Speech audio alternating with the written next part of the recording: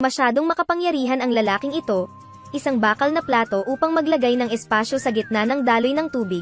Alisin ang tubig, pagkatapos ay gumamit ng mga kahoy na tabla at mga bakal na bar bilang base ng semento. Nagbuhos siya ng isang halaga ng maple cement sa base at naglagay ng 4 square wooden panels. Ipagpatuloy ang pagbuhos ng semento hanggang mapuno ang amag. Hintayang tumigas ang semento, tanggalin ang 4 na kahoy na bar sa gitna, at tanggalin ang nakapaligid na bakod. Kaya, ang konkretong block ay magkakaroon ng 4 na butas. Pagkatapos ay ibuhos ang tubig sa 4 na butas, pagkatapos ay i-seal ng plastic sheet.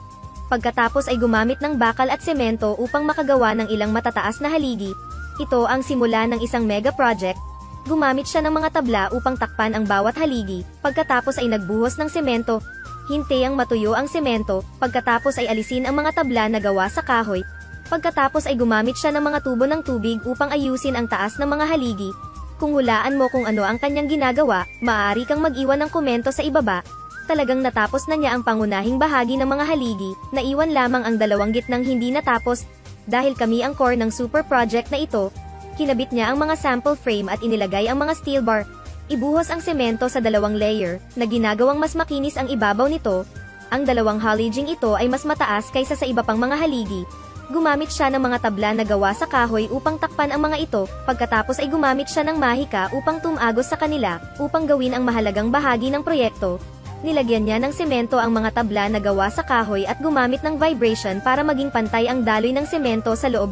Hintayang matuyo ang semento, tanggalin ang mga tabla na gawa sa kahoy at makikita mo ang 2 nagtataasang haligi. Ang susunod na hakbang ay ang paggawa ng bridge deck. Mayroong 2 mga paraan upang bumuo ng isang bridge deck. Nakasandal sa baybayin, gumamit ng mga tabla na gawa sa kahoy upang ilagay sa mga haligi at magbuhos ng semento sa 2 palapag. Kapag ang semento ay tuyo, alisin ang kahoy na panel at ikaw ay bibigyan ng isang eleganteng globo. Grabe talaga ang kaalaman ng lalaking ito sa paggawa ng tulay. Marahil ay nahulaan mo na ang kanyang ginagawa ay isang cable-stayed bridge sa karagatan, dahil natuklasan niya na ang mga langgam sa magkabilang panig ay nagpupuyo sa isa't isa. Kaya gusto niyang itayo ang tulay na ito, upang ang mga langgam sa magkabilang gilid ng bangko ay malayang makapag-usap sa isa't isa. Natapos ko na ang paggawa ng bridge deck sa loob ng bangko. Ang tulay sa gitna ay dapat umasa sa mga cable para magawa ito. Inayos niya ang cable sa bracket, ikinokonekta ang tabla na gawa sa kahoy at ang bakal na bar.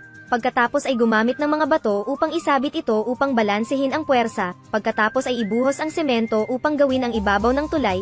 Gawin ang bawat seksyon ng bridge deck. Pagkatapos makumpleto ang isang seksyon, alisin ang panel na gawa sa kahoy at gawin ang susunod na seksyon. Napakabilis na natapos ang bridge deck.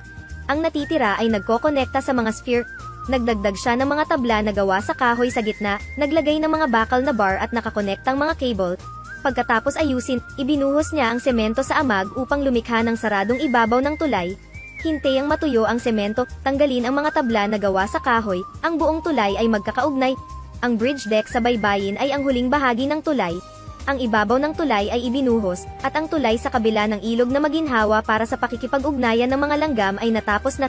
Talagang humanga sa kakayahan at pagkamalikhain ng lalaking ito. Ilang puntos sa tingin mo ang nararapat sa handcrafted bridge na ito?